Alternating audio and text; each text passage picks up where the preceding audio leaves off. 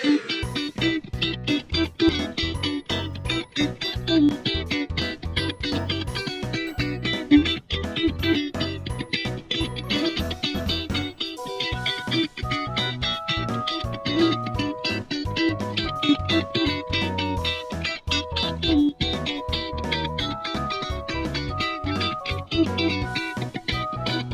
ব্যাপার, রাইতের স্টকে কোনো বেরি নাই? হ্যাঁ, তাহলে আমি কি করবো? থাক, কিছু করার নাই, যাই। আবার সিগারেটের প্যাকেট থেকে সিগারেট চুরি করে খেতে হবে।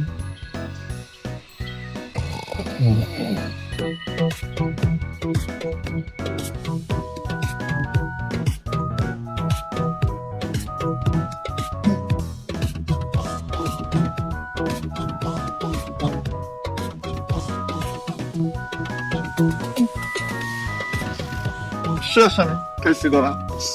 খোদা প্লিজ রক্ষা করো, প্লিজ। আজকে ধরা খেলে বাপে আমার মায়েরা পুরো তক্তা বানায়। রাতটা যদি বাঁচায় তো আমি আর জীবন মিড়ি মিড়ি খাবো, সব কিছু ছেড়ে দিন। আজকে তো একটা তো খামে বিড়ি নেই, একটা বিড়ি নেই, একটা বিড়ি নেই। আমি আর নাই, ঘুমোইতো না, সারাদিন রাত আমি জেগে থাকবো।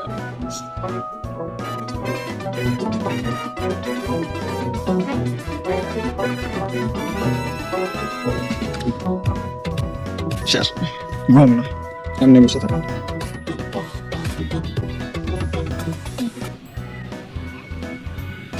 আব্বা কলেজে যাবো, টাকা দাও। ভাই বেদব ভাই, কলেজে যাবো টাকা ধরে দেখি, হ্যাঁ ভদ্রভাবে বলতে পারিস না? যাবো কলেজে যাবো টাকা লাগবে। জি আব্বা, কলেজে যাবো, টাকা লাগবে। যাও। বেটা কি দিলা তুমি? তো জাস্ট রিক্সা ভাড়া দিলা, টিফিনের টাকা দিবা না? 20 টাকা কিছু হয় এখন বলো? টাকা না, 100 টাকার নোট দাও না, 100 টাকাই দাও। একবার একটু 100 টাকা দিলে তো কিছু হয় না। 20 টাকা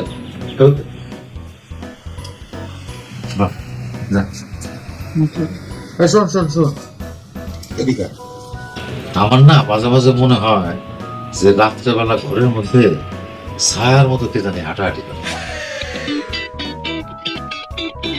কি কো আব্বা, আসলে আমার মনে হয় যে মসজিদের ইমাম সাহেব ডাইকে বাড়িটা বন্ধ দিতে হবে। আব্বা আমারও বুঝছো, মাঝে মধ্যে মনে হয়েছে রুমে মেবি কেউ আছে, কোনো ছায়াটায় আছে, কেউ হাঁটতেছে। আমিও ভয়ে থাকি মাঝে মধ্যে, কিন্তু আমি না শিওর ছিলাম। তোমার আজকে মনে হইলো, তাই আমি আজকে তোমার সামনে বললাম। শোনো, কখনো যদি মনে হয় যে রুমের মধ্যে কেউ আছে আর অস্তিত্ব আছে রুমে, তাহলে চোখটা ঢাইকা কালমা পড়া শুরু করে দিবা। যা জ্ঞান দিস না।